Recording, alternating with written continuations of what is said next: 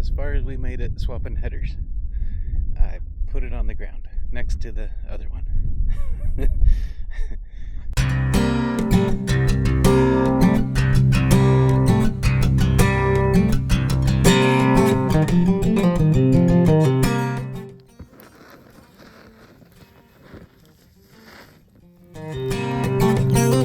And it's Friday afternoon, and we're gonna cut the fields a little bit, well, okay, a lot of bit earlier than we normally do, but we have a week of what all the forecasts say is good weather coming up. It's decent amount of height, and every time we try to push it to something taller, it either ends up in not awesome weather or starts I just forgot the right word for folding over, the fancy word. Anyway, so I last night finished changing the oil in the swather, greased all of the things. I did not sharpen my blades, but they don't look horrible from the last cutting. They are far from awesome, but you know, they'll probably do. I'm going to check air in the tires because these are way too firm. I think it was that guy that had a small leak, so he leaked down and I filled him up before heading out here. But anyway, they calm the ride down a lot when the air pressure is nice and soft. No suspension in the old swather like the new ones have in the back. And then I remembered today at lunch there's a gearbox between there that I want to check the oil on. That's the only thing I haven't checked the oil on. So I'll do that real quick and we'll come back when it's time to head to the field. Okay, off we go. All the tires are all pretty much where I want them. Gearbox was a little bit low, and I forgot to mention, if anybody cares the whole why we got that other header thing, I thought it was the left conditioner gearbox that was not awesome, but it was basically full of oil and was clean even, so I don't know if I changed it mid-year or something, but the right side was very, very low and very, very dirty, so maybe I'm just dreaming thinking it was that one, but, or like I said, I serviced it repeatedly. One of them is making a whole bunch of racket and I was gonna say had gravel in it, but clearly it's not gravel. It was a lot of not awesome parts. One nice thing, and totally is not why we're mowing early, wink wink, we don't have any of the hand lines set up, so there won't be any moving that, so hopefully that will help with things quite a bit. So if you watched our video the other day, you know we got the pivot serviced. We finally got them all turned on. The big pivot got stuck, I want to say once or twice, stopped running because it didn't have enough pressure, or the little pivot lost pressure and stopped running. It was a lot of back and forth and extra work trying to get them to stay running. I think we ran them for about 2 days, parked them. So now we are opening the field for the first cutting. It is Friday, May 8th. This is the earliest we've ever cut, and we wondered if it was too early, but Sam had to drive to Caldwell yesterday and said that there was already a field on Highline that was baling, and then a field off to the side of the freeway that had just been cut. So we are not the last ones in the valley to cut, which I feel like sometimes we are, and not the first ones. So I guess it's good to not be the first and not be the last. I hope that once we kind of get in the swing of things, the pivots will manage themselves a little bit better, because the amount of time and attention that Sam had to spend with them trying to get them to run and keep running and not get stuck and all the things reminds me why, while it's great that the irrigation is on, and that we're able to water the fields, it just adds a whole new level of something to each day. Hay season 2026 is officially underway with the fields being opened. I'm going to see if I can go catch a ride with Sam, who is over there somewhere in the swather. There he is. And ride around with him for a little bit. So stay tuned.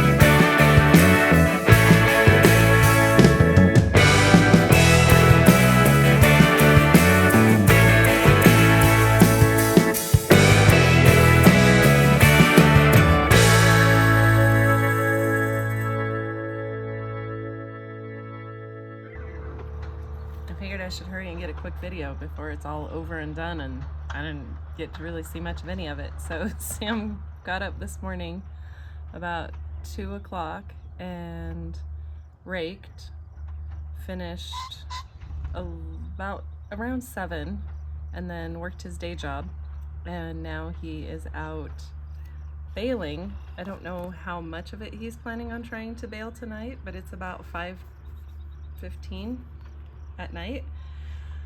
So he's had a 17-hour day so far, and I don't know when it's gonna, like I said, when it's gonna end for him. We're trying to kind of race some weather that's coming, maybe. Potentially been forecasted for the next day or so, which I think I remember from last year, I think it's better for it to get a little bit of rain on the bales rather than the windrows. And I don't think the forecast, I don't think it's a lot of rain. But it looks like, yeah, maybe he's just baling the corners really quick, or something, I don't know. But anyway, I completely missed out on the raking portion of the first cutting and have no idea when the baling will be done. But I will definitely let you know what our final bale count was. We're expecting it to be a pretty light cutting because we did cut a little bit earlier than we normally do. But yeah, so keep your fingers crossed that the weather is cooperative, and like I said, I'll let you know what all it ends up being when I know for sure, so stay tuned. Hi, welcome back. It is Sunday, and I am sorry about the wind. One, I can't control it, and two, it's been blowing like this since, I don't know, like Tuesday night, I feel like. Pretty much nonstop. When I last left you, Sam was out with the baler. He just was kind of getting the baler set up. He did not end up baling very much that night, but that same night, or I guess the next morning, he got up at midnight and baled everything except a couple of the bigger swales on the little pivot because it was too wet.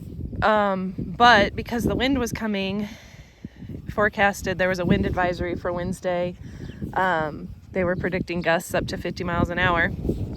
And if you watched one of our videos last year, you know, that we had a complete, or most of a cutting get completely destroyed. Wiped out all of the windrows to where we tried to re-rake, but anyway, it was just a mess. So he was hoping to try to avoid that. So luckily he was able to get out, get everything baled, but because some of it may or may not have been wetter than what we want and want to store, I am moisture metering all of the bales. So there's these 4 that I think are fine, but they're more kind of the edge of the field, more the grass and not really good alfalfa. So we're kind of setting those off to the side. These 15, I think, are too wet, not the whole bale, but there's chunks, or we call them green slugs, in them. Anywhere from 16% up to, some of them have sections that are 30, almost 40%. And again, it's just one little section, but that one little section can mold the rest of the hay around it. So this is stuff that we're either gonna try to feed really soon or sell a little bit cheaper. We've talked about, as a fun experiment, maybe storing some of it just to really see what happens, like how moldy does it get or how hot does it get. But again, we don't want to set our barn on fire. So yeah, not really sure what's going to happen with that. So between these and those and the one that we put up in the cow pen because Sam popped the string, a couple of the strings when he was picking them up with the loader, and it was starting to fall apart, so we just took it up there and dumped it in for the cows, so they loved that, which that's been really nice having them up there, just because it gives us a little bit more flexibility with some of these bales that are not quite as good. But let me show you what we've ended up with so far.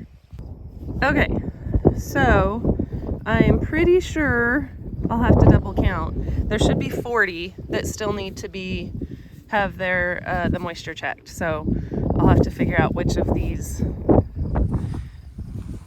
down here those 40 are. I know everything over here has already been checked. That one's been checked, it's good.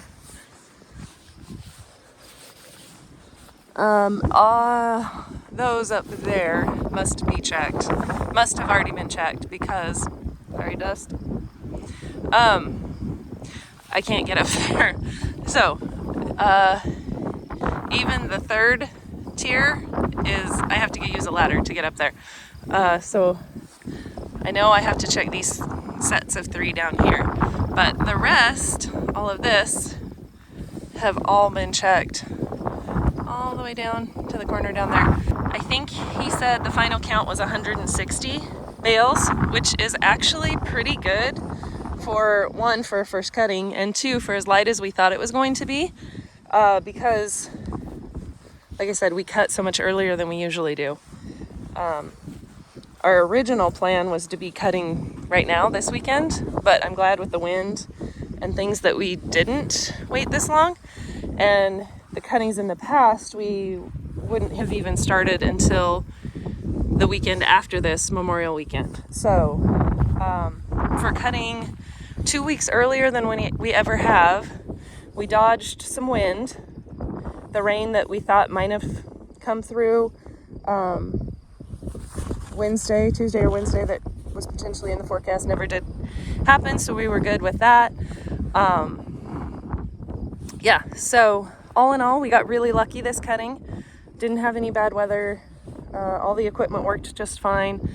And like I said, I still have 40 bales to check, but out of 160, only having about 15 that are too wet, I think is pretty good. Especially, I think Sam figured out, if you watched the last video about the header not being quite right, because the conditioner roller doesn't meet up on that left-hand side.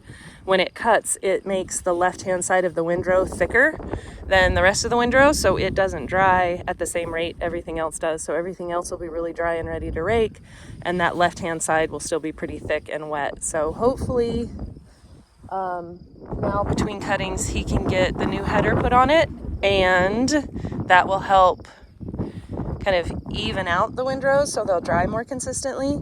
And if he can't get it on there before the next cutting, then he's going to try to make the windrows a little bit narrower. So like maybe narrower and taller so that, again, they're more consistent in their height and thickness. So the pivots are back on. I don't know if you could see that from where I was over there. Hopefully with the wind, some of the water's hitting the field where it's supposed to. But yeah, I'm really excited that we got a first cutting in when we did and that it went as well as it did. So I'm going to get to moisture metering all of these bales so we can get everything stacked and hopefully start getting it sold. And here's why this is so something tricky, annoying, I don't know what. So put it in there, 4.8, totally fine. Pretty much anything under 16 we're totally fine with. Right there's 4.6. Let's see, where was it? Right here. It doesn't want to go in quite as far. Oh, it's 10.2. You're right here. Also 10.2. But when you look, see it's kind of darker green right there. So then you go like this. Oh, that one chunk is 27. So right here, there's a green slug that might only be this big, but it's pretty much 16 is our cutoff. So it probably is fine, but just in case, we're gonna flag it and set it off to the side. And again, if I had just kept going right across the middle, we may never have caught it. So it's possible there's some of these that we think are fine over here in the stack that might have a chunk like this that's 20 or 30 or more, but all we can do is the best we can do. So we're just trying to make the best hay we can for ourselves, for people that we sell it to, and yeah. So this is just part of the fun, part of the process. But I just thought it was really interesting that it was like, oh yeah, everything's great, but I wonder if I check this one really green, wet looking spot right here. Oh yeah, it's too wet right there. So we'll pull it off to the side. Thanks for watching.